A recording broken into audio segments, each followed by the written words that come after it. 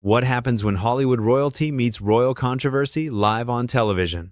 Today we're diving into one of the most explosive moments in daytime TV history, where Angelina Jolie delivered a masterclass in grace under pressure while completely dismantling Meghan Markle's carefully crafted narrative. The tension was so thick you could cut it with a knife, and by the end, one guest was left speechless while the other earned a standing ovation.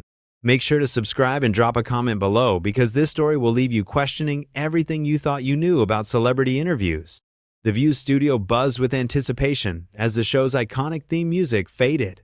Whoopi Goldberg sat center stage, flanked by Joy Behar, Sarah Haynes, Alyssa Farah Griffin, and Sunny Hostin. The energy was different today, electric almost, as if everyone could sense something big was about to unfold. Ladies and gentlemen, Whoopi began, her voice carrying that familiar authority. We have two very special guests joining us today. First, please welcome actress, director, and humanitarian Angelina Jolie. The audience erupted as Angelina walked onto the stage, her presence commanding immediate respect. She moved with that effortless elegance that had captivated audiences for decades, offering warm waves to the crowd before taking her seat on the famous couch. And our second guest, Whoopi continued, the Duchess of Sussex, Meghan Markle. Meghan emerged from backstage, her smile bright but somehow calculated. She'd clearly prepared for this moment, her outfit perfectly chosen, her hair immaculately styled. But there was something in her eyes, a hunger perhaps, that suggested she had an agenda beyond simple promotion. As both women settled into their seats, the contrast was immediately apparent. Angelina sat naturally, genuinely present in the moment, while Meghan seemed to be performing even in stillness, her posture perfect, her hands positioned just so. So wonderful to have you both here. Joy Behar jumped in, her trademark enthusiasm on full display. Angelina, you're here promoting your new film about refugee advocacy. And Meghan, you're discussing your upcoming Netflix documentary series. Two very different projects, but both focusing on important social issues. Angelina nodded graciously. Thank you for having me. Yes, this film is something very close to my heart. I've spent years working with refugees around the world, and I wanted to create something that would give voice to their stories, their resilience.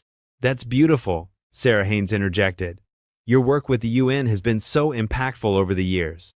I've been privileged to witness incredible strength in the most challenging circumstances, Angelina replied. These are people who've lost everything but refuse to lose hope. They've taught me more about courage than any role I've ever played. Meghan, who had been waiting for her moment, leaned forward slightly. I completely understand that passion for humanitarian work. My own journey has opened my eyes to so many injustices, particularly around mental health and women's empowerment. Sometimes I think people don't realize how isolating it can be when you're trying to use your platform for change but facing constant criticism. There it was. Even in what should have been Angelina's moment, Meghan had somehow redirected the conversation to her own struggles. The panel exchanged quick glances, and viewers at home could practically feel the shift in energy. Sunny Hostin, ever the skilled interviewer, tried to navigate diplomatically. Both of your platforms have certainly brought attention to important causes. Meghan, tell us about your Netflix series. Well, Meghan began, settling back with visible satisfaction. It's really about authenticity and breaking free from systems that try to silence you. I think so many women, especially women of color, can relate to feeling trapped by institutions that smile at you publicly but undermine you privately. The statement hung in the air. Everyone knew exactly what institution she was referencing, and the implication was clear. This wasn't just promotion, this was a calculated attack. Alyssa Farah Griffin, drawing on her political background, recognized the moment for what it was. That's certainly a powerful theme. Angelina, in your humanitarian work, have you encountered similar institutional challenges? Angelina's response was measured, thoughtful. I've learned that real change happens when you focus on the work itself rather than the obstacles. When you're genuinely committed to a cause, you find ways to serve regardless of the circumstances. The people I work with, refugees who fled war zones, they don't have the luxury of institutional support. They create their own networks of resilience. It was a subtle but pointed response. Without directly confronting Meghan, Angelina had highlighted the difference between genuine service and self-serving narratives. Meghan's smile tightened almost imperceptibly. Of course, But I think it's important to acknowledge that some of us have had to fight battles on multiple fronts. When you're constantly having your character assassinated in the press while trying to do good work, it takes a toll. Character assassination is a strong term, Joy Behar noted, her journalist instincts kicking in. Are you referring to specific incidents? I'm referring to a pattern, Meghan replied, her voice taking on that practiced cadence she used in serious interviews. A pattern of systematic undermining that goes beyond normal media scrutiny. When you're trying to modernize ancient institutions while also fighting racial bias, the pushback can be overwhelming. The audience was completely silent now, hanging on every word. This was clearly building to something bigger. Whoopi, sensing the tension, tried to steer things back on track. Let's talk about your current projects. Angelina, your film premieres next month, correct? Yes. And I'm hoping it will encourage people to support refugee resettlement programs in their own communities. Angelina answered. Real change happens at the grassroots level, when ordinary people decide to get involved. Again, there was that subtle emphasis on action over complaint, service over self-promotion. Meghan was beginning to look less comfortable, realizing that her usual narrative techniques weren't landing the way they typically did. Meghan shifted in her seat, clearly frustrated that her attempts to center the conversation around her own victimhood weren't gaining the sympathy she expected. The View panel was experienced enough to recognize when a guest was pushing an agenda, and Angelina's presence seemed to highlight just how calculated Meghan's approach really was. You know what, Meghan said, her voice taking on a sharper edge? I think it's easy for some people to talk about grassroots change when they haven't had to deal with the kind of institutional racism and systematic silencing that I've faced. Not everyone has had the privilege of being universally beloved by the media. The comment was clearly directed at Angelina, and the studio fell completely silent. This was unprecedented territory for The View, a direct confrontation between two high-profile guests. Angelina's expression remained serene, but there was steel in her eyes now. I'm sorry, are you suggesting that my humanitarian work has been easy because of media treatment? I'm suggesting that some of us have had to fight harder for our voices to be heard, Meghan replied, doubling down. When you're dealing with palace sources briefing against you, tabloids twisting your every word, and family members refusing to defend you, it's a different kind of challenge. Sarah Haynes looked genuinely uncomfortable now. Meghan, those are some serious allegations about your time in the royal family. They're not allegations, they're facts, Meghan stated firmly. And I think it's important that people understand the difference between someone who gets to choose their humanitarian causes versus someone who is silenced when trying to speak up about mental health, about racism, about basic human dignity. The accusation was clear. Meghan was implying that Angelina's decades of humanitarian work were somehow less meaningful because she hadn't faced the same personal struggles. Whoopi Goldberg, who had moderated countless heated discussions, could see this was spiraling beyond normal interview territory. Ladies, let's take a step back here. But Angelina held up a gentle hand. No, it's all right, Whoopi. I think this is an important conversation. She turned to face Meghan directly, her voice calm but firm. I've spent 20 years working in refugee camps, war zones, and areas affected by natural disasters. I've held dying children in my arms. I've sat with mothers who've watched their families torn apart by violence. I've been threatened. I've been criticized. I've been called everything from a homewrecker to a publicity seeker. The studio was dead silent now. Even the camera operators seemed to lean in. But never once, Angelina continued, have I made my personal struggles the center of the story when discussing the suffering of others. The refugees I work with, they don't have Netflix deals to tell their stories. They don't have media platforms or royal titles or the ability to sit on television and demand sympathy. They have nothing but their resilience and their hope that someone will help them rebuild their lives. Meghan's face had gone pale. This wasn't the response she'd expected. I think you're misunderstanding. Meghan tried to recover. I never said your work wasn't important. I'm simply pointing out that different people face different obstacles, and some of us have had to overcome additional barriers. Additional barriers? Angelina repeated slowly. You mean like the barrier of being born into a war zone? The barrier of watching your village burn down? The barrier of walking hundreds of miles with small children to reach a refugee camp where you might, if you're lucky, get one meal a day? Joy Behar, who rarely found herself speechless, was watching this exchange with obvious fascination. This wasn't just a disagreement. This was a masterclass in perspective. That's not what I meant, Meghan said, her voice becoming defensive. Obviously, those situations are tragic, but I'm talking about institutional racism within powerful families, about being gaslit and isolated. You were isolated, Angelina said, her tone remaining remarkably calm. In a palace, with a staff of hundreds, with access to the best healthcare, education, and resources in the world, with a platform that reaches millions of people globally. Sunny Hostin tried to intervene. I think what Meghan is trying to express is that even with privilege, there can be unique challenges related to race and family dynamics. Of course there can be, Angelina agreed immediately, and those challenges are real and they matter. But when you're sitting on national television talking about humanitarian work, maybe the focus should be on the people who actually need help, rather than on how hard it's been for you to help them. The comment landed like a thunderbolt. Meghan's mouth opened slightly, as if she couldn't quite believe what she just heard. I can't believe you just said that, Meghan finally managed. You have no idea what I've been through. You have no idea what it's like to have an entire institution turn against you, to have your own family participate in smear campaigns, to be driven to thoughts of suicide because of the pressure. You're absolutely right, Angelina replied without missing a beat. I don't know what that's like. But I do know what it's like to visit a refugee camp where mothers are so malnourished they can't produce milk for their babies. I know what it's like to meet teenage girls who've been sold into trafficking. I know what it's like to work with survivors of genocide who still wake up screaming every night. The comparison was devastating in its simplicity. Alyssa Farah Griffin, drawing on her years in politics, recognized a defining moment when she saw one.